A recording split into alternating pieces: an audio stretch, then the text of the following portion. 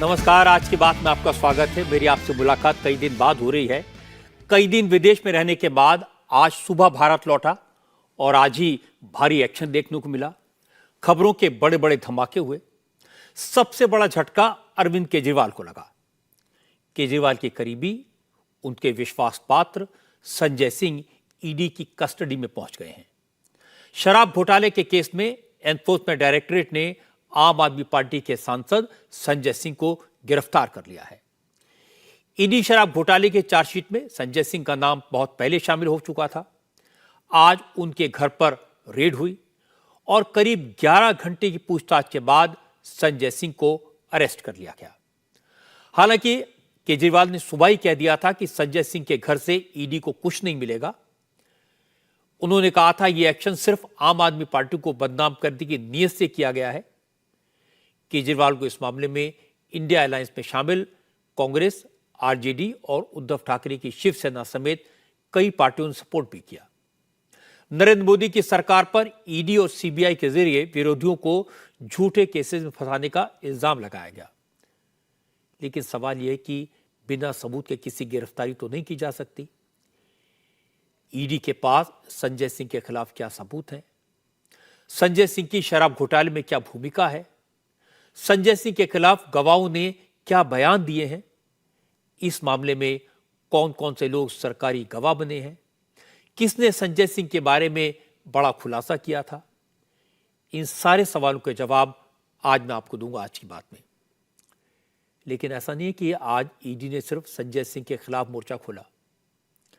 ED की तरफ से आज बंगाल के भर्ती घोटाले में ममता बनर्जी के भतीजे, उनके सबसे विश्वास पात्र अभिषेक बनर्जी और अभिषेक की वाइफ रुजिरा को पेशी का समन जारी कर दिया गया।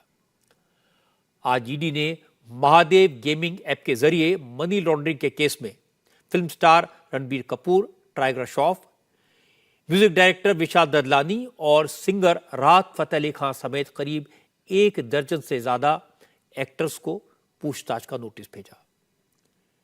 लेकिन देश भर में सबसे ज्यादा चर्चा हुई संजय सिंह की गिरफ्तारी की।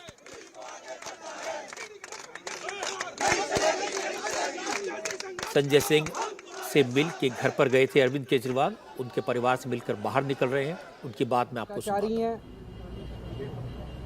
और इन लोगों से हमारी ईमानदारी का काउंटर नहीं है इनके पास। इन्होंने हमें बदनाम करने की खूब कोशिश की। कभी कहते हैं कि केजरीवाल ने बसों में पैसे खा लिए, कभी कहते हैं केजरीवाल बिजली में पैसे खा गया, कभी कहते हैं केजरीवाल पानी में पैसे खा गया, कभी कहते हैं केजरीवाल ने स्कूल बनवाने में पैसे खा लिए, कभी कहते हैं केजरीवाल सड़क बनवाने में पैसे खा गया। इन्होंने इतनी सारी मेरे को 8 साल हुए मुख्यमंत्री बने। 8 साल में इन्होंने मेरे 7 जन्म छान मारे, लेकिन इनको कुछ नहीं मिला।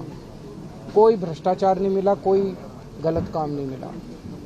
अब पिछले 1 साल से इन्होंने नया राग अलापना चालू किया है, शराब घोटाला, शराब घोटाला, शराब घोटाला। इस शराब घोटाले के ऊपर इन्होंने 1000 से ज्यादा रेड मार चुके हैं। पता नहीं कितने लोगों को गिरफ्तार कर चुके हैं। कहते हैं 100 करोड़ रुपए का शराब घोटाला है, लेकिन इनको इतनी रेड मारने के बाद भी चवन्नी भी नहीं मिली। इन लोगों को एक भी पैसा नहीं मिला, कहीं कोई पैसा नहीं मिला। ना कोई जमीन के कागजात मिले, ना कोई जेवरात मिले, ना कोई गहने मिले, ना कोई पैसा मिला, कैश मिला, कुछ नहीं मिला इनको 1 साल के अंदर। लेकिन जबरदस्ती गिरफ्तार किए जा रहे हैं। आज इन्होंने संजय सिंह को गिरफ्तार कर लिया। संजय सिंह नरेंद्र मोदी जी के भ्रष्टाचार के खिलाफ इस देश की सबसे बुलंद आवाज है। मोदी जी सर से पैर तक भ्रष्टाचार के अंदर डूबे हुए हैं और मैं समझता हूं कि शायद आजाद भारत के सबसे भ्रष्टाचारी प्रधानमंत्री अगर कोई है तो वो नरेंद्र मोदी जी हैं। कल जब इनकी सरकार नहीं रहेगी और इनके कारनामों की जांच की जाएगी तो पता चलेगा कि इन्होंने कितना भ्रष्टाचार किया है। और उस भ्रष्टाचार के खिलाफ सबसे बुलंद आवाज संसद के अंदर और संसद के बाहर संजय सिंह की थी।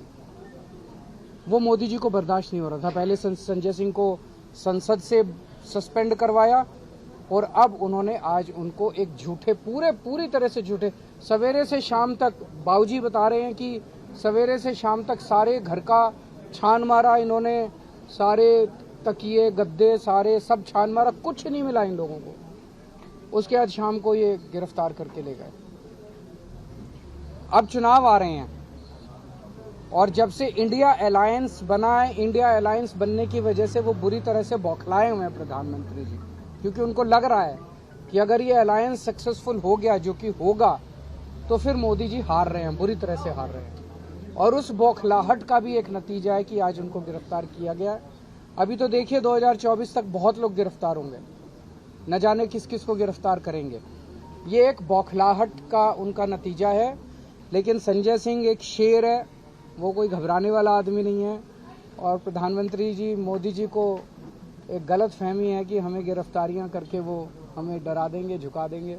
हम डरने वाले लोग नहीं हैं, सच्चाई के रास्ते पे निकले हैं, तो जो भी इसका खामियाजा होगा उसको भुगतेंगे। लड़ाई को आगे कैसे लेके जाएंगे? कोर्ट में केस करेंगे, बाकी सड़क में भी करेंगे, कोर्ट में भी करेंगे, सब करेंगे। Thank you. सर राजनीतिक आपने देखा कि केजरीवाल ने संजय सिंह को क्लीन चिट दे दी। संजय सिंह को सबसे ईमानदार और प्रधानमंत्री नरेंद्र मोदी को सबसे बड़ा भ्रष्ट बता दिया। उन्होंने पहले भी अपने दो साथियों को कट्टर ईमानदार कहा था। लेकिन केजरीवाल की बड़ी प्रॉब्लम यह है कि नरेंद्र मोदी के खिलाफ भ्रष्टाचार की सिर्फ बातें कही गई हैं, कभी किसने कोई गंभीर आरोप नहीं लगाया, कभी किसने कोई सबूत नहीं दिया। जहां तक संजय सिंह का सवाल है, वो इस वक्त ईडी के हेडक्वार्टर में है। कल उन्हें कोर्ट में पेश किया जाएगा। जो बात केजरीवाल ने संजय सिंह के परिवार से मिलने के बाद मीडिया से कही, वही बात संजय सिंह गिरफ्तारी से पहले कहकर गए थे। असल में संजय सिंह को अंदाजा था कि उनकी गिरफ्तारी होगी, इसलिए उन्होंने पूरी तैयारी की थी। संजय सिंह ने अपना बयान रिकॉर्ड किया हुआ था और जब गिरफ्तारी के बाद ईडी की टीम उन्हें ले जा रही थी, उससे पहले माता पिता के पैर छूकर आशीर्वाद लिया, उसका वीडियो बनाया गया। घर से बाहर निकलते वक्त संजय सिंह ने नारेबाजी कर रहे कार्यकर्ताओं को हौसला बढ़ाया और जब संजय सिंह घर से निकलकर ईडी के दफ्तर पहुंचे, उसी वक्त आम आदमी पार्टी की तरफ से संजय सिंह का वीडियो जारी कर दिया गया।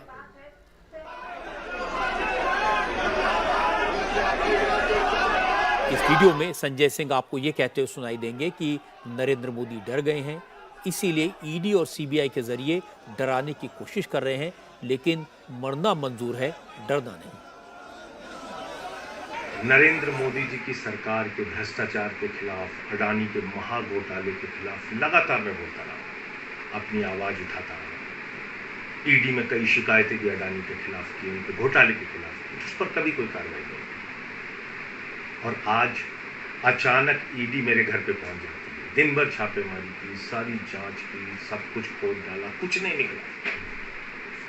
बावजूद इसके जबरन मेरी गिरफ्तारी की जा रही है। लेकिन हम लोग आम आदमी पार्टी के सिपाही हैं। मोदी जी से कहना चाहते हैं, मोदी जी आप चुनाव हार रहे हैं, बुरी तरीके से हार रहे हैं, और ये आपकी हताशा का संकेत है, ये आपकी हार का संकेत है। ये उदाहरण है इस बात का कि एक कायर, एक डरपोक प्रधानमंत्री किस तरीके से जुल्म करके, तानाशाही करके, लोगों को जेल में डाल के चुनाव जीतना चाहता है।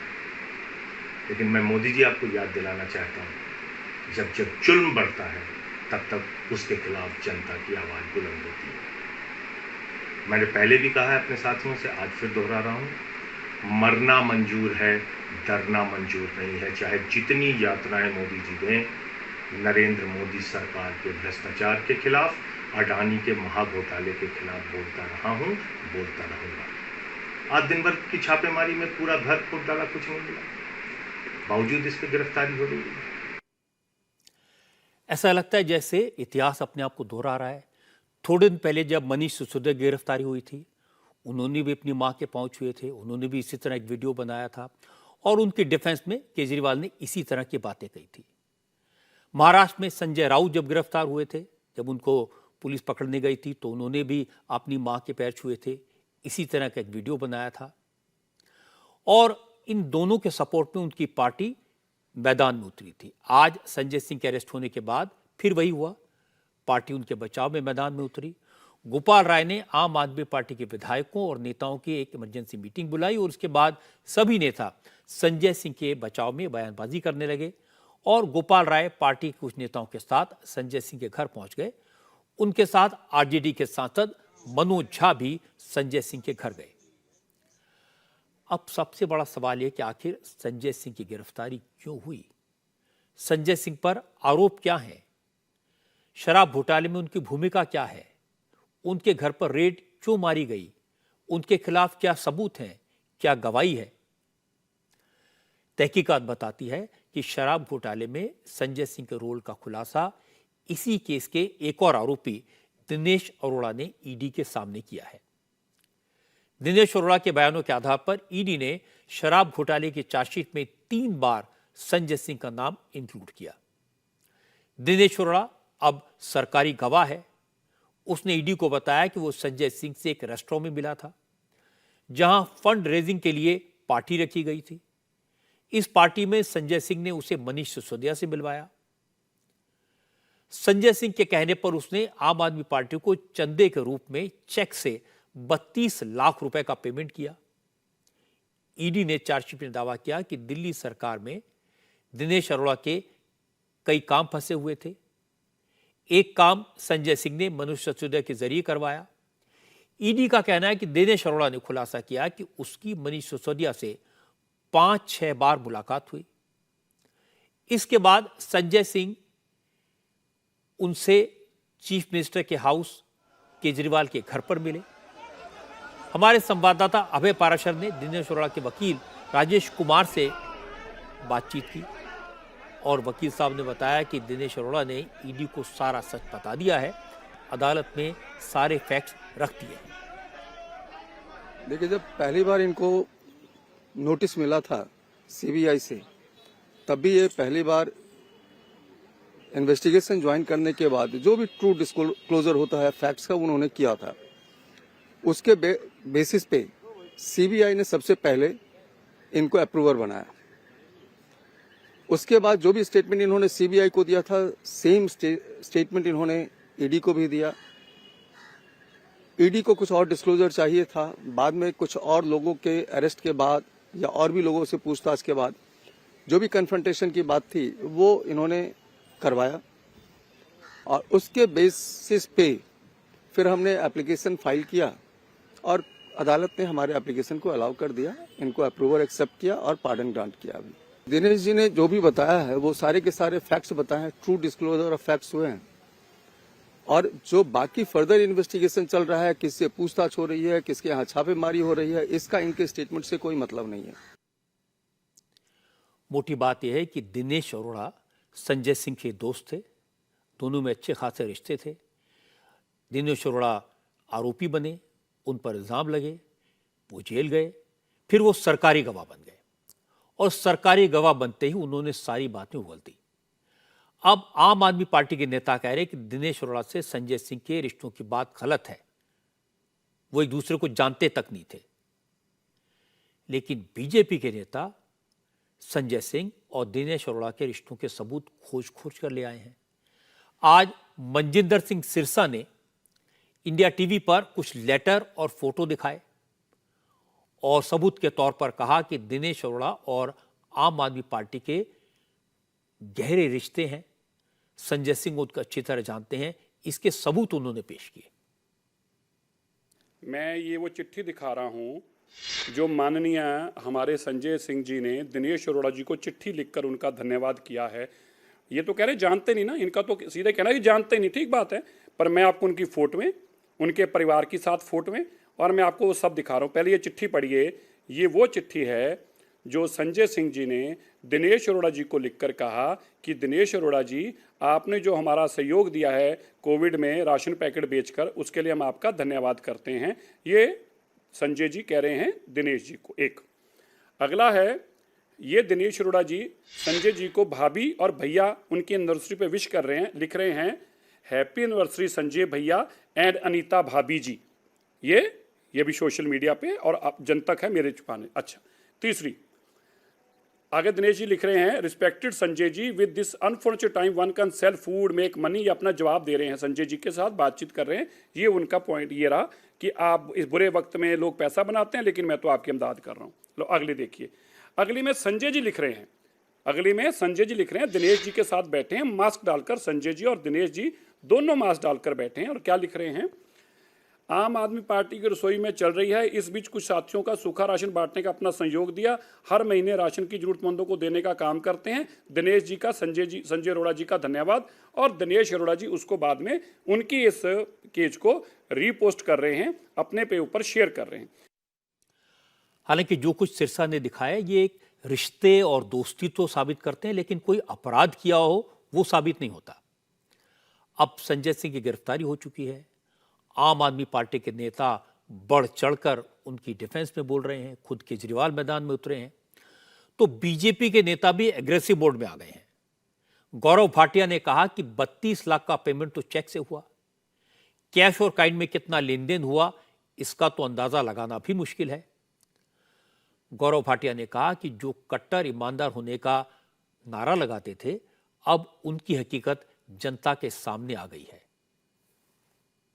आया था जनता का लाल बनकर, रह गया शराब कारोबारियों का दलाल बनकर। एक्यूज दिनेश अरोड़ा, इन्होंने कबूला है दिल्ली के मुख्यमंत्री आवास पर एक बैठक होती है जो शराब कारोबारी हैं। तो सबसे पहला प्रश्न यह है कि मुख्यमंत्री आवास ना हो गया, घोटाले का अड्डा हो गया, वहां वसूली हो रही है, कमीशन तय हो रही है। और यह बात कोई और नहीं कहता है,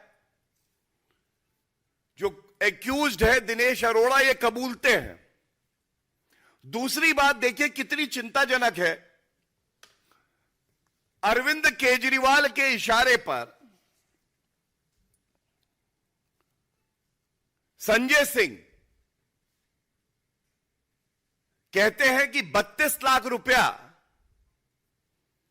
पापी आप अराजक अपराध पार्टी के कोष में दो। अब एक सांसद वसूली करता है मुख्यमंत्री आवास पर बैठकर। अब मैं आपको इस मामले में एक बार फिर आम आदमी पार्टी का पक्ष सुनवाता हूं। संजय सिंह की गिरफ्तारी के बाद आम आदमी पार्टी के नेता भी फुल एक्शन में हैं। राघव चड्ढा, गोपाल राय, सौरभ भारद्वाज, आतिशी सिंह, सोमनाथ भारती से लेकर संजीव झा तक सारे नेताओं ने संजय सिंह के बचाव में बयान दिए और लगभग वही बात कही जो संजय सिंह के रिकॉर्डेड बयान में थी या फिर केजरीवाल के बयान में। सबने कहा मोदी डर गए हैं, चुनाव के डर से, चुनाव में हार के डर से विरोधियों को परेशान कर रहे हैं। सौरभ भारद्वाज ने कहा कि संजय सिंह को बिना किसी सबूत के गिरफ्तार किया गया है, लेकिन आम आदमी पार्टी के नेता डरने वाले नहीं हैं, बीजेपी के खिलाफ स्ट्रगल जारी रहेगा। लोगों की सबसे मजबूत आवाज संजय सिंह जी को जिस तरीके से बिना किसी सबूत, बिना किसी ठोस कारण गिरफ्तार किया गया है,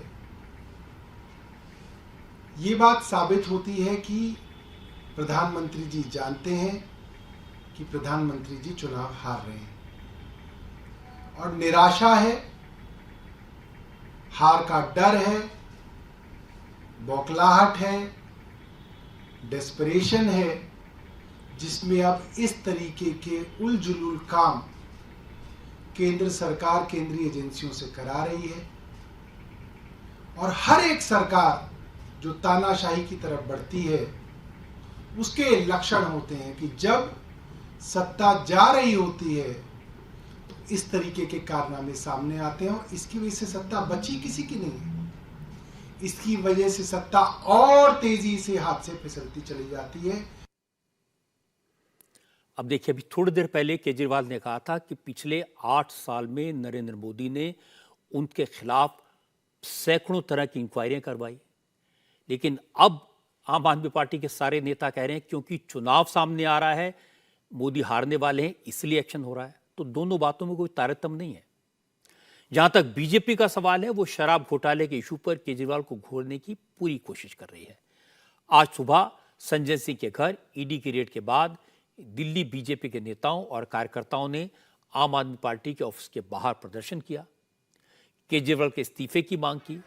शाम को संजय सिंह की गिरफ्तारी के बाद बीजेपी के एमपी मनोज तिवारी ने कहा कि शराब घोटाले में मनीष सिसोदिया और संजय सिंह पर तो एक्शन हो गया, अब ईडी को मुख्यमंत्री अरविंद केजरीवाल के सरकारी आवास पर रेड मारनी चाहिए क्योंकि सब कुछ उन्हीं के इशारे पर हुआ है।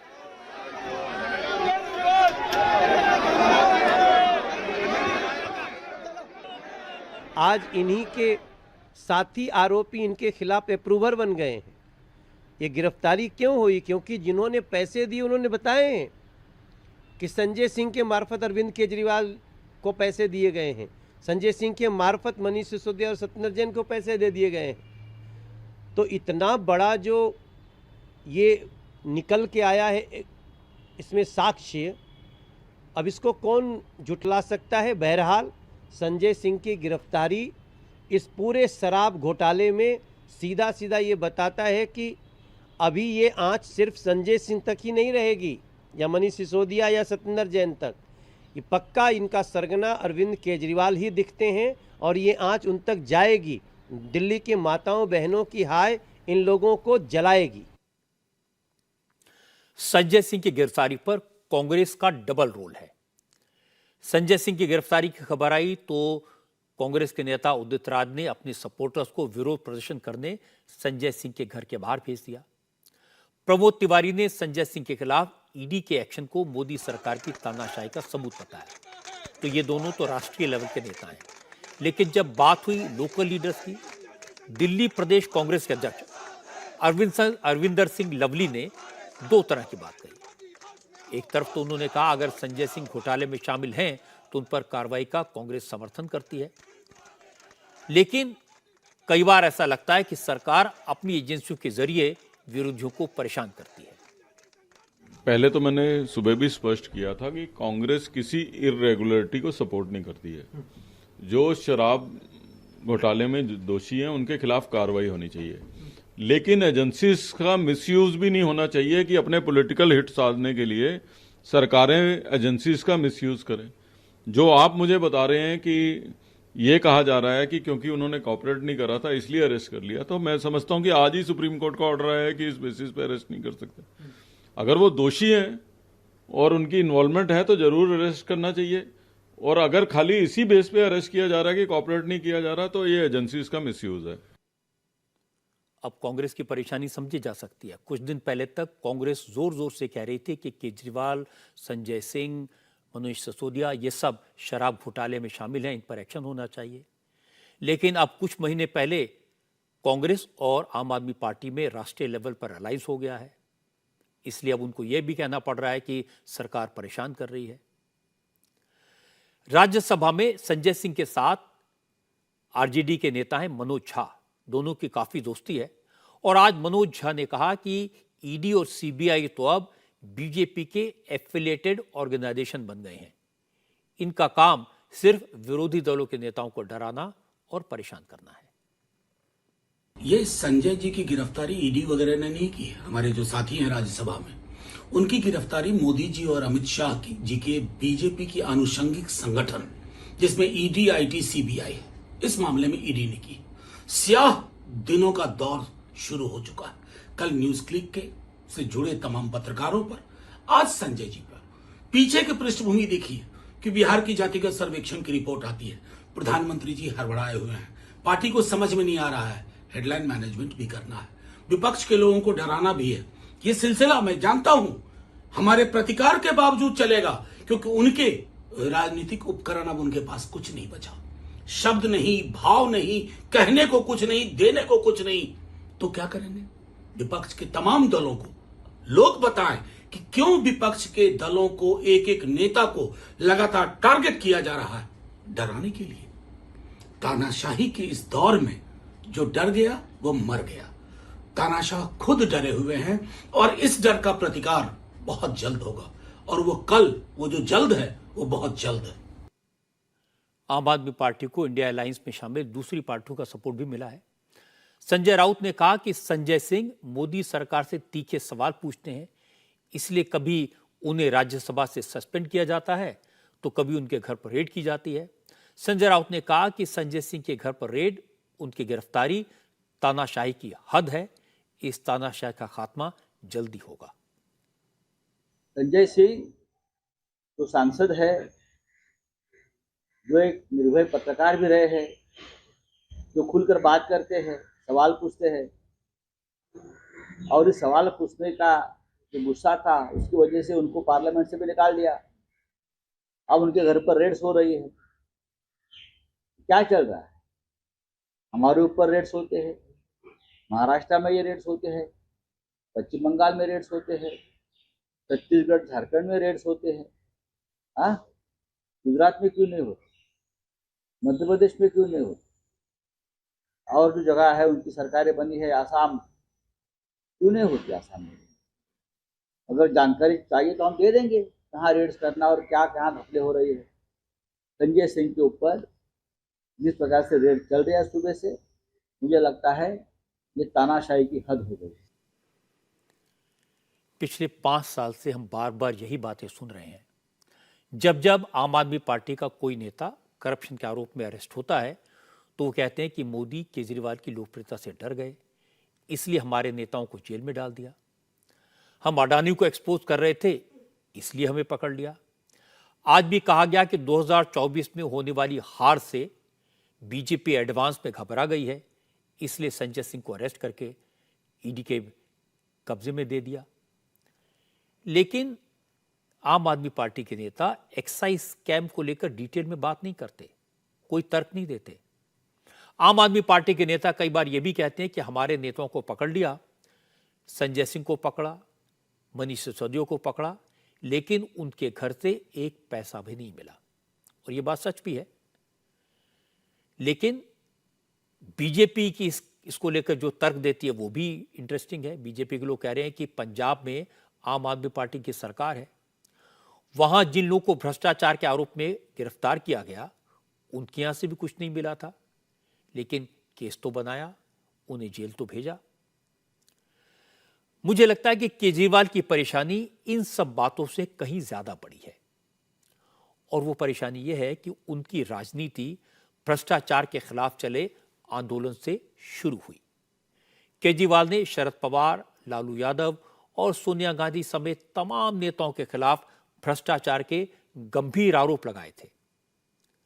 लेकिन अब राजनीति ने ऐसा पैतरा बदला कि केजरीवाल को इन्हीं लोगों के साथ अलायंस करने के लिए मजबूर होना पड़ा। और मजे की बात है कि विरोधी दलों के नेता ईडी को कितनी भी गाली दें, सीबीआई को कितना भी क्रिटिसाइज करें, लेकिन ये ईडी और सीबीआई हैं जिनकी वजह से ये गठबंधन बना और मजबूत हुआ और कायम है। क्योंकि एक्शन गठबंधन में शामिल लगभग सभी पार्टियों के नेताओं पर हुआ है। आज ईडी की टीम सुबह सुबह जब संजय सिंह के घर पर पहुंची थी, उसके कुछ ही घंटे बाद बंगाल में ममता बनर्जी के भतीजे अभिषेक बनर्जी को भी ईडी का नोटिस मिल गया। तृणमूल कांग्रेस के महासचिव अभिषेक बनर्जी को ईडी ने बंगाल में स्कूल भर्ती घोटाले के केस में समन भेजा है। अभिषेक बनर्जी को 9 अक्टूबर को और उनकी वाइफ रुजिरा बनर्जी को 11 अक्टूबर को पूछताछ के लिए बुलाया गया है। इससे पहले उन्हें कल यानी 3 अक्टूबर को ईडी के सामने पेश होना था, लेकिन अभिषेक गए नहीं, जबकि अभिषेक बनर्जी 2 दिन से दिल्ली में ही हैं। 2 अक्टूबर को उन्होंने अपनी पार्टी के सांसदों और विधायकों के साथ राजघाट पर धरना दिया था। कल उन्होंने ग्रामीण विकास मंत्रालय के बाहर धरना दिया था, और आज ईडी का दूसरा समन मिलने के बाद शाम को ही अभिषेक कोलकाता वापस लौट गए। स्कूल भर्ती घोटाले के अलावा अभिषेक बनर्जी पर कोयला घोटाले का केस भी है, और इस मामले में ईडी उनसे 2 बार पूछताछ कर चुकी है। आज ईडी का एक और एक्शन चर्चा में रहा। एनफोर्समेंट डायरेक्टरेट ने फिल्म स्टार रणबीर कपूर को भी नोटिस भेजा। रणबीर कपूर को ऑनलाइन बैटिंग ऐप को प्रमोट करने की आड़ में मनी लॉन्ड्रिंग के केस में पूछताछ के लिए बुलाया गया है। रणबीर को 6 अक्टूबर यानी परसों रायपुर में ईडी के दफ्तर में पेश होना होगा। इस मामले में रणवीर के अलावा actor Tiger Shroff, actress Sunny Leone, musician Vishal Dadlani, singer Neha Kakkar और कॉमेडियन भारती सिंह समेत फिल्म इंडस्ट्री के 1 दर्जन से ज्यादा लोगों से पूछताछ हो सकती है। अब ये पूरा मामला क्या है ये समझ लीजिए। असल में महादेव नाम के ऑनलाइन बैटिंग ऐप के जरिए सैकड़ों करोड़ की मनी लॉन्ड्रिंग हुई। महादेव ऐप का मालिक सौरभ चंद्राकर है। सौरभ चंद्राकर रायपुर का रहने वाला है। पहले रायपुर में जूस बेचता था, लेकिन कुछ थोड़े से वक्त में सौरभ चंद्राकर ने ऑनलाइन बैटिंग ऐप के जरिए हजारों करोड़ रुपए की कमाई की और वो दुबई भाग गया। अब वो दुबई में बेस्ड है। ईडी ने इस केस की जांच शुरू की। रणवीर कपूर और दूसरे फिल्म स्टार सौरभ चंद्राकर के महादेव ऐप को प्रमोट करते हैं और ये लोग सौरभ चंद्राकर की शादी में परफॉर्म करने के लिए दुबई गए थे। ईडी का आरोप है कि सौरभ चंद्राकर ने फिल्म स्टार्स को हवाला के जरिए कैश से पेमेंट किया। इसीलिए रणवीर कपूर को पूछताछ के लिए रायपुर बुलाया गया है। इस मामले का सियासी एंगल ज्यादा इंपॉर्टेंट है। इसके पीछे राजनीति है, क्योंकि ईडी को शक है कि महादेव के ऐप के जरिए जो कमाई हुई उसका कुछ हिस्सा छत्तीसगढ़ के नेताओं को प्रोटेक्शन मनी के तौर पर दिया गया। एनफोर्समेंट डायरेक्टरेट ने इस मामले में छत्तीसगढ़ के मुख्यमंत्री भूपेश बघेल के पॉलिटिकल एडवाइजर विनोद वर्मा और उनके 2 एसडी के यहां भी रेड की थी। इसलिए छत्तीसगढ़ के चुनावी माहौल में ईडी का यह एक्शन बड़ा मुद्दा बन गया है और कांग्रेस के नेता अभी से सफाई दे रहे हैं। आज कांग्रेस के अध्यक्ष मल्लिकार्जुन खड़गे छत्तीसगढ़ में थे। खड़गे ने रायगढ़ की पब्लिक मीटिंग में कहा कि मोदी सरकार दूसरे राज्यों के मुख्यमंत्रियों को डराना चाहती है। खड़गे ने कहा कि जो लोग मोदी सरकार के खिलाफ बोलते हैं, सरकार उनके पीछे ईडी, सीबीआई और दूसरी जांच एजेंसीज लगा देती है और उन्हें परेशान करती है। चीफ मिनिस्टरों को, सरकारों को धमकी देते हैं। मेरी बात सुनो, अगर नहीं सुनेंगे तो मैं आपके पीछे ईडी लगाऊंगा। मेरी बात सुनो, अगर आप नहीं सुनेंगे इनकम टैक्स लगाऊंगा। इस ढंग से उन्होंने ईडी, इनकम टैक्स, विजिलेंस सबको, सब पुलिस ऑफिसर इनको इस्तेमाल कर रहे हैं। अरे भाई, देश को ईडी और सीबीआई इनसे अगर सरकार चलाना है तो फिर आपकी क्या जरूरत है? आपकी जरूरत नहीं।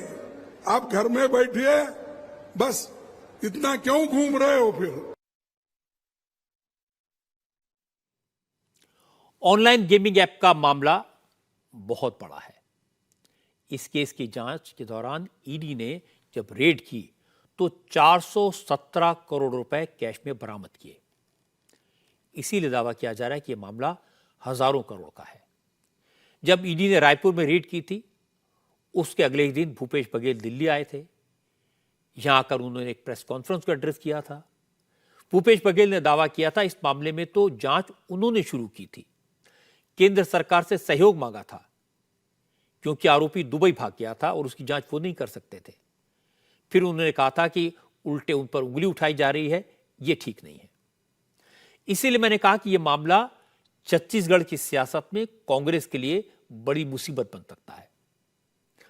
जहां तक नरेंद्र मोदी के खिलाफ विरोधियों के इल्जाम का सवाल है, तो इसमें कोई शक नहीं कि नरेंद्र मोदी ने पिछले 9.5 साल में भ्रष्टाचार के खिलाफ सख्त एक्शन लिया है, खुलकर कार्रवाई की है। और यह भी सच है कि सीबीआई और ईडी की सबसे ज्यादा मार विरोधी दलों के बड़े बड़े नेताओं पर पड़ी है। जो लोग राजनीति में सिर्फ इसलिए आते थे कि वो मोटा माल कमाएंगे और उनके खिलाफ कोई एक्शन नहीं होगा क्योंकि उनके पास पावर है, कुर्सी है, इस परंपरा को नरेंद्र मोदी ने बदल दिया है। कई ऐसे नेताओं के खिलाफ एक्शन हुआ जो जिम्मेदार पोजीशन पर थे, उनके खिलाफ केस चले, कई को जेल भेजा गया और इनमें से ज्यादातर को कोर्ट से जमानत भी नहीं मिली। लेकिन सीबीआई और ईडी के एक्शन का एक पॉलिटिकल असर यह हुआ है कि सारे विरोधी दलों में जबरदस्त एकता हो गई। वो अपने सारे मतभेद बुलाकर अलायंस बनाकर मोदी के खिलाफ खड़े हो गए। सारे विरोधी दलों के बड़े बड़े अनुभवी नेता ईडी और सीबीआई से इतने त्रस्त हैं कि किसी भी कीमत पर मोदी को हटाना चाहते हैं।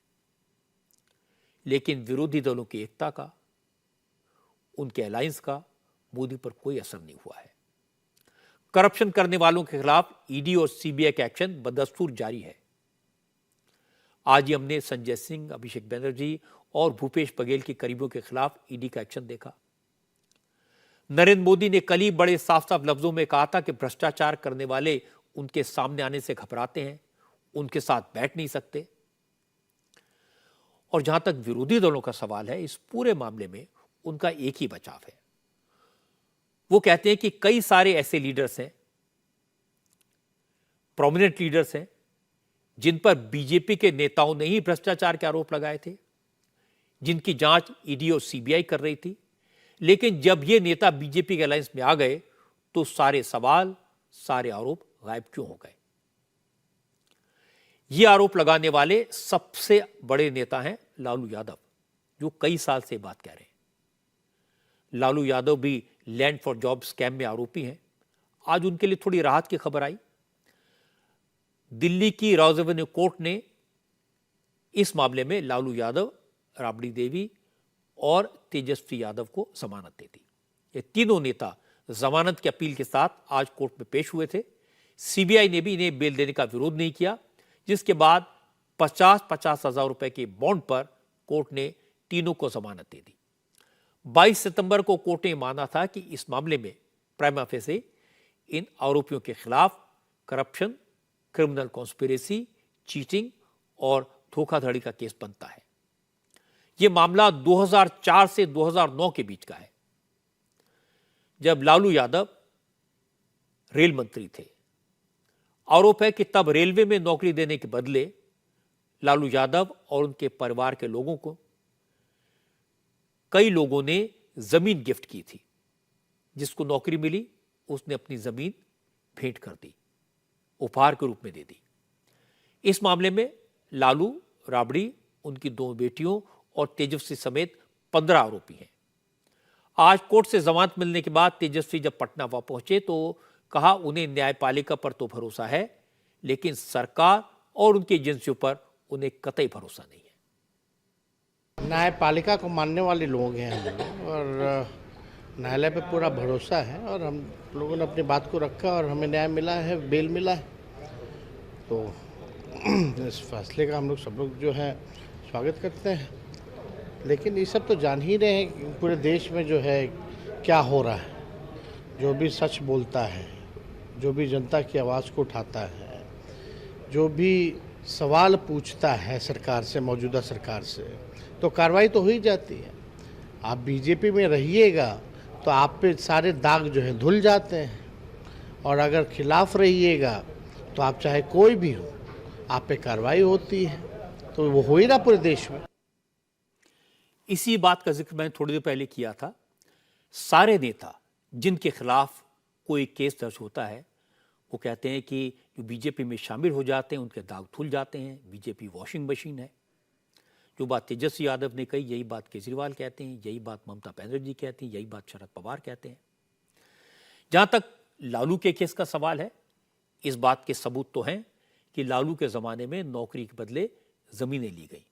लेकिन मुझे लगता है कि लालू ने कभी सपने में भी नहीं सोचा होगा कि इस बात की जांच भी हो सकती है। जहां तक तेजस्वी का सवाल है, वो इन आरोपों पर ज़्यादा ध्यान नहीं देते। वो बार बार ये दावा करते हैं कि बिहार में बहुत अच्छा काम हो रहा है। वो याद दिलाते हैं कि बिहार में नौकरियों की बहार है, इसलिए केंद्र सरकार परेशान है और इसलिए उनके परिवार के खिलाफ ईडी का बेजा इस्तेमाल कर रही है। लेकिन बिहार में कितना अच्छा काम हो रहा है, सरकार कैसे काम कर रही है, इसका एक एग्जाम्पल आज ही मिला है, और वो भी आपको बता देता हूं। बिहार में पुलिस भर्ती की परीक्षा का पेपर लीक होने के कारण सरकार को एग्जाम कैंसिल करना पड़ा है। असल में 1 अक्टूबर को करीब 21,500 सिपाहियों की भर्ती के लिए पूरे बिहार में इम्तिहान हुआ, लेकिन एग्जाम से पहले ही आंसर की परीक्षार्थियों के पास पहुंच गई, यानी पेपर लीक हो गया। 2 अक्टूबर को सरकार ने पेपर लीक होने से इनकार किया, आरोप को झूठा बताया और 3 अक्टूबर को चुपचाप भर्ती परीक्षा कैंसिल करने का आदेश दे दिया। अब हैरानी की बात है कि आज पता लगा कि पुलिस ने पेपर लीक मामले में 6 लोगों को 1 अक्टूबर को ही अरेस्ट कर लिया था। उसी दिन पटना के कंकड़बाग के एग्जाम सेंटर से 6 छात्रों को नकल करते हुए पकड़ा गया था। पुलिस ने इनके पास से आंसर की शीट्स बरामद की थी। सिपाही भर्ती परीक्षा के क्वेश्चन पेपर से यह आंसर को मैच कर गई। सरकार को उसी दिन पता था कि पेपर लीक हो चुका है। सरकार ने इस मामले की जांच इकोनॉमिक ऑफेंस यूनिट को सौंप भी दी थी, लेकिन पब्लिकली पेपर लीक से इनकार करती रही। अब तक जांच में पता लगा कि पेपर सिर्फ पटना में नहीं, पूरे बिहार में लीक हुआ था। ईओयू ने 21 जिलों में 67 केसेस दर्ज किए हैं। 148 लोगों को गिरफ्तार किया गया है। आर्थिक अपराध इकाई के एडीजी नैयर हसनैन खान ने कहा कि परीक्षा शुरू होने से 2 घंटे पहले ही पेपर लीक हो चुका था। उन्होंने बताया कि यूपीआई के जरिए पैसों के लेन देन के सबूत भी मिल गए हैं। जो बातें सामने आ रही हैं उसमें ये जरूर है कि इसमें लीकेज हुआ है। समय से पहले प्रश्न पत्र के आंसर कीज का बाहर आना अपने आप में ये सजेस्ट करता है कि किसी न किसी माध्यम से प्रश्न पत्र लीक हुए हैं और कुछ लोगों के द्वारा उसके आंसर कीज बना के सर्कुलेट किया गया है और इसमें पैसे का भी लेन देन के साक्ष्य प्राप्त हुए हैं। अभी तक बहुत से कैंडिडेट्स के द्वारा भी ये बताया गया है कि उनको इस प्रकार के यूपीआई ट्रांजैक्शन के माध्यम से पैसे देने को कहा गया था और बाद में ये काफ़ी वाइड स्प्रेड हो गया। हर जगह इस तरह की चीज़ें सामने आने लगी। हमारे संवाददाता नीतीश चंद्र इस केस को गहराई से फॉलो कर रहे हैं। नीतीश ने बताया कि अभी तक की जांच में पता चला कि पुलिस भर्ती परीक्षा के पेपर लीक में बिहार के 10 सॉल्वर गैंग एक्टिव थे। स्टूडेंट से पेपर की आंसर शीट देने के लिए 15 लाख रुपए की रकम मांगी गई थी। एडवांस के तौर पर 50,000 से लेकर 2 लाख रुपए तक का पेमेंट किया गया था। स्टूडेंट्स के ओरिजिनल पेपर जमा करवा लिए गए। पता यह भी लगा कि एग्जाम शुरू होने से ठीक पहले आंसर शीट एग्जाम सेंटर पर 30 हजार रुपए में बेची गई। पुलिस ने मान लिया है कि पेपर लीक हुआ। सरकार ने एग्जाम कैंसिल कर दिया, लेकिन हैरानी की बात यह है कि भर्ती बोर्ड के अध्यक्ष एसके सिंघल कल शाम तक दावा करते रहे कि उनका सिस्टम फूल प्रूफ है और पेपर लीक की बात गलत है। आंसर शीट में कुछ सवालों के जवाब थे, ये बड़ी बात नहीं है। अगर कोई पर्चा लीक होता है या कोई जो है इस तरह का वाक्य होता है तो वो बहुत तेज़ी से पूरे राज्य में फैलता है। दूसरा क्या है कि अगर कोई लीक होगा तो वो सीरियल नंबर के हिसाब से ना आंसर होंगे, तो वो तो सीरियल नंबर के हिसाब से कोई भी आंसर नहीं है। मान लीजिए अगर हम सैकड़ों की तादाद में संभावित प्रश्नों के उत्तर जो हैं वो लिखेंगे तो 2-4 प्रश्न के उत्तर मिल सकते हैं, इसमें कहीं कोई बात नहीं। हमारी जो व्यवस्था है उस व्यवस्था के अनुरूप क्वेश्चन हमारा कहीं पर कोई लीक नहीं हुआ है, क्वेश्चन जो पेपर। और दूसरा उसके अंदर इतनी सारी सीरीज है जिसके बारे में किसी को पता नहीं, वो हम बता भी नहीं सकते हैं। तो वो क्वेश्चन जो इसलिए लोगों ने क्वेश्चन को मिला ही नहीं, वो तो जो भी मिला उत्तर अपने अंदाजे पे सब लिख के रखे हुए हैं। हमारा जो प्रोसेस है वो बिल्कुल साफ सुथरा और विश्वसनीय बिल्कुल प्रोसेस है और उसमें कहीं किसी प्रकार की कोई कमी नहीं पाई गई है अब तक। मुझे तो लगता है इस मामले में सिंघल साहब की खुद की भूमिका ही संदेह के घेरे में है, उन पर ही शक है। बीजेपी ने भर्ती आयोग के अध्यक्ष एसके सिंघल को पद से बर्खास्त करने और उनके खिलाफ जांच की मांग भी कर दी है। बिहार विधानसभा में विपक्ष के नेता विजय कुमार सिन्हा ने कहा कि पेपर लीक की बात सामने आने के बाद भी सिंघल पेपर लीक से इनकार करते रहे, अपने डिपार्टमेंट की पीठ ठोकते रहे। ये रवैया शक पैदा करता है, इसलिए उन्हें हटाया जाना चाहिए। बिहार के अंदर बिहार के प्रतिभा के साथ, बिहार के युवाओं के साथ, बिहार के भविष्य के साथ खिलवाड़। परिषद के अध्यक्ष एसके सिंघल खुद दागी हैं, इस परीक्षा में सुनियोजित ढंग से गड़बड़ी कराई गई। सिंघल साहब अंतिम समय तक कह रहे हैं कि कोई गड़बड़ी नहीं हुई है। आप परीक्षा की रद्द करने की मांग हमने उसी दिन कर रहे थे, लेकिन आप बहाना बना रहे थे। अब बड़ा प्रश्न यह है कि सिंघल को सरकार आरोपी मानते हुए पद से बर्खास्त क्यों नहीं कर रही। बीपीएससी, एसएससी सहित अन्य परीक्षा में गड़बड़ी पाए जाने पर परीक्षा तो रद्द हुई, पर किसी पर भी कार्रवाई नहीं हुई। उसकी जांच कर इन पर कार्रवाई हो और जांच रिपोर्ट सार्वजनिक हो। अब मैं आपको इस मामले में जेडीयू का पक्ष सुनाता हूं। जेडीयू के प्रवक्ता नीरज कुमार ने दावा किया कि जैसे ही सरकार को पेपर लीक का पता चला, तुरंत जांच के आदेश दिए गए। नीरज कुमार ने भरोसा दिलाया कि सरकार बहुत जल्द सिपाही भर्ती परीक्षा दोबारा करवाएगी और पेपर लीक के दोषियों को सजा दिलवाएगी। प्रतियोगिता परीक्षा जो युवा विद्यार्थी मेहनत और मशक्कत करते हैं, ये तथाकथित माफिया जो प्रश्न पत्र को लीक करने की जो कार्रवाई कि जो ही सरकार को जानकारी मिली, मामले को तुरंत आर्थिक अपराध इकाई को भेजा गया और तत्संबंधी तमाम तथ्यों का अवलोकन कर सरकार ने यह तय किया कि परीक्षा रद्द की जाए और प्रस्तावित जो परीक्षा वह भी जल्द से जल्द आयोजित किया जाएगा। साथ ही साथ यह भी महत्वपूर्ण है कि जो भी इसमें शामिल हैं वो बहुत जल्दी कानून के जद में आने वाले हैं। मामले की जांच होगी, अच्छी बात है। रिपोर्ट आएगी, अच्छी बात है। कार्रवाई होगी, और भी अच्छी बात है। लेकिन इस बात की गारंटी कौन लेगा कि पेपर एक बार फिर लीक नहीं होगा?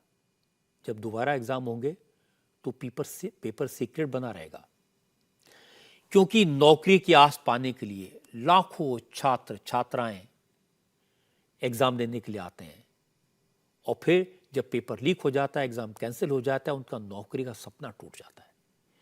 ये वो छात्र हैं जो कई साल से इसकी तैयारी करते रहे हैं। फिजिकल टेस्ट के लिए रोज सुबह कई किलोमीटर की दौड़ लगा रहे थे। पेपर लीक होने के बाद स्टूडेंट नीतीश कुमार, तेजस्वी यादव से पूछ रहे हैं कि उनका क्या कसूर। वो ओवर एज हो जाएंगे तो नौकरी कौन देगा, उन्हें फिर एग्जाम में कौन बैठने देगा, और ये पेपर लीक का सिलसिला कब रुकेगा? सरकार को कहा जा रहा है कि अपना सिस्टम को सुधारिए और हम लोग का एज जितना बचा हुआ है, एज के साथ में एज भी निकलते जा रहा है।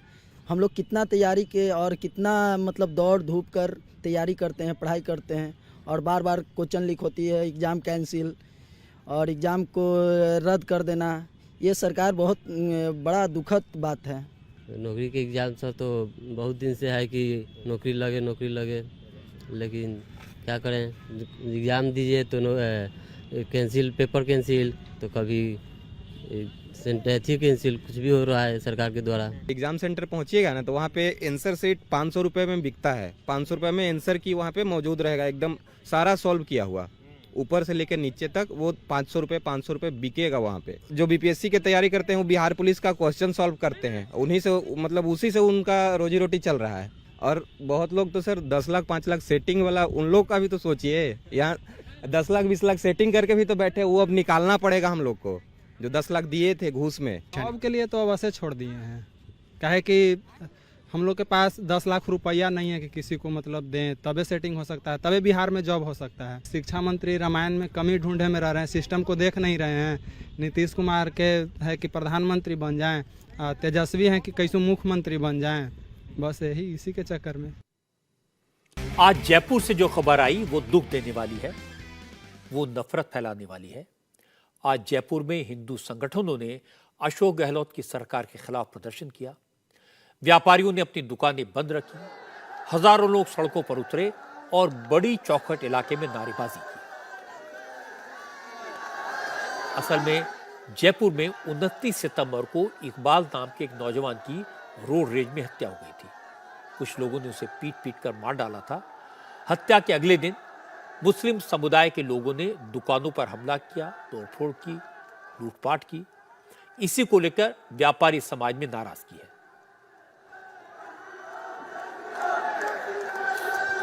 हिंदू संगठनों ने व्यापारियों का समर्थन किया और व्यापारियों के साथ सड़क पर बैठकर हनुमान चालीसा का पाठ शुरू कर दिया।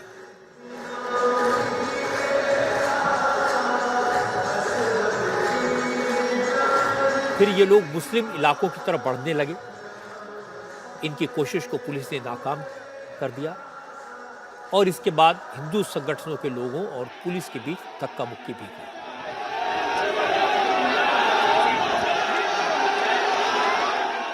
व्यापारियों का कहना है कि एक समुदाय के लोगों ने उनकी दुकानों को लूटने की कोशिश की, उनके खिलाफ कोई एक्शन नहीं हुआ। लोगों का कहना है कि राजस्थान में अपीजमेंट की राजनीति हो रही है और हिंदू समाज के लोग बेबस हैं, ये ठीक नहीं है। जो अभी घटना हुई थी उसमें असामाजिक तत्वों द्वारा व्यापारियों की दुकानों में तोड़फोड़ की गई, इसके विरोध में प्रशासन ने कोई ध्यान नहीं दिया। मतलब दुकानों को लूटा जा रहा है, सामान फेंका जा रहा है। इसके लिए भैया ये हिंदुओं के संगठन की बात है। यहाँ पे झूठ बात करके बोलो भारत माता की जय बोल के जय श्री राम का नारा लगवाया गया, हमसे मुसलमान बोल के मारा गया। ये सब गलत अफवाहें फैलाई जा रही है। इस चक्कर में संगठन किया जा रहा है। कुछ दिन कटले में आके जबरदस्ती लूटपाट करने लग गए थे एक समुदाय के लोग। उसके विरोध में आज बंद है। विरोध प्रदर्शन है उन लोगों के खिलाफ जिन्होंने समाज को लूटा कछोटा है। नाराजगी यही है, जो ये लूटपाट कर रहे हैं, सब कुछ कर रहे हैं, इनकी मनमर्जी चल रही है, सरकार इनकी है। तुष्टिकरण की राजनीति चल रही है। एक को मिल रहे हैं 1 लाख रुपए, एक को मिल रहे हैं 50 लाख रुपए। ये गलत सिस्टम है, वो सिस्टम गलत है। दोनों को साइन मिलने चाहिए थी ना, एक का भाईचारा रखना चाहिए ना। लेकिन राजस्थान सरकार में मंत्री प्रताप सिंह खाचरियावास ने जयपुर में हुए प्रोटेस्ट को बीजेपी की साजिश बताया। खाचरियावास ने कहा कि बीजेपी राजस्थान में दंगा करवाना चाहती है। बीजेपी के नेता दंगे का माहौल बनाने की कोशिश कर रहे हैं। बीजेपी ने दंगे का पूरा प्लान बना लिया। मैं राजस्थान के लोगों से अपील करूंगा, बीजेपी के लोग नाटक कर रहे हैं और मैं आज आपसे कह रहा हूं, बीजेपी के कुछ नेता मिलकर झूठा माहौल बना रहे हैं। जयपुर में इकबाल नाम के एक व्यक्ति की मोटरसाइकिल भिड़ने से हत्या हो गई, मार दिया उसको। मरा कौन? इकबाल, मुस्लिम नौजवान। आप सोशल मीडिया और व्हाट्सएप पे जाओ, झूठी बातें चला रहे हैं। सामने वालों के तो खरोच नहीं आई, खरोच भी नहीं आई। वो कह रहे हैं कि साहब दुकान पे आके ऐसे कर दिया। क्या कर दिया? माहौल जो बीजेपी के कार्यकर्ता बना रहे हैं, बीजेपी के नेता बना रहे हैं जयपुर में, ये दुकानदारी नहीं चलेगी। बीजेपी की इलाज करना आता है। कन्हैयालाल की जब हत्या हुई तब 1 करोड़ रुपए की सहायता हमने कन्हैयालाल के परिवार को दी, कन्हैयालाल के परिवार को दी, कांग्रेस की इसी सरकार ने दी। यहां पर हत्या हो गई, माहौल बिगड़ गया पूरा का पूरा। पुलिस ने तुरंत मोर्चा संभाला, हमारे 2 एमएलए मौके पर पहुंचे और जाकर उन्होंने सारे मामले को शांत कर दिया। उनके परिवार को मुख्यमंत्री ने संविदा पर, मतलब कॉन्ट्रैक्ट पर, एक को नौकरी दे दी और 50 लाख रुपए की सहायता कर दी। वहां 1 करोड़ रुपए की सहायता कर दी, तो ये भी गुनाह हो गया। सिक्किम से आज एक बुरी खबर आई है।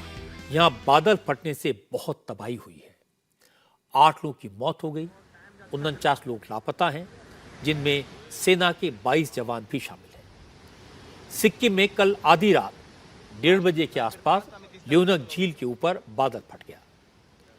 चुंगथाम डैम से पानी छोड़ा गया तो तीस्ता नदी का वाटर लेवल अचानक बढ़ गया और तीस्ता नदी के आसपास के इलाकों में हाहाकार मच गया। नदी का वाटर लेवल 20 फीट बढ़ने से कई इलाके पानी में डूब गए। सड़कें बह गई, मकान बह गए, गाड़ियां बह गई। नदी से सटे इलाके में आर्मी कैंप था, वो भी बाढ़ की चपेट में आ गया। आर्मी कैंप की 41 गाड़ियां सैलाब में बह गईं और 23 जवान लापता हैं। हालांकि बाद में एक जवान को रेस्क्यू कर लिया गया, लेकिन 22 जवान अभी भी गायब हैं। फिलहाल वहां राहत और बचाव का काम चल रहा है। कई जगहों पर रिलीफ कैंप बनाए गए हैं, लेकिन नेशनल हाईवे 10 का कुछ हिस्सा बाढ़ में बह गया है, इसलिए वहां पहुंचना मुश्किल हो रहा है। सिचुएशन को देखते हुए फिलहाल गैंगटोक, मंगन, पाक्योंग और नामची जैसे जिलों में 8 अक्टूबर तक सभी स्कूल कॉलेज बंद कर दिए गए हैं। तीस्ता नदी में बाढ़ आने से पश्चिम बंगाल के कई शहरों पर असर पड़ा है। कालिम्पोंग, दार्जिलिंग, अलीपुरद्वार और जलपाईगुड़ी में तीस्ता नदी के किनारे निचले इलाकों को खाली कराया जा रहा है। प्रधानमंत्री नरेंद्र मोदी ने सिक्किम के चीफ मिनिस्टर PS तमांग से बात की, हालात की जानकारी ली और मदद का भरोसा दिया। अगले कुछ दिन तक नॉर्थ ईस्ट के अलावा बंगाल, बिहार और झारखंड के लोगों को सावधान रहने की जरूरत है, क्योंकि मौसम विभाग ने चेतावनी दी है। अगले 4 दिन में कुछ इलाकों में भारी बारिश हो सकती है। आज की बात में इतना ही। मेरी आपसे अगली मुलाकात होगी कल रात 9 बजे।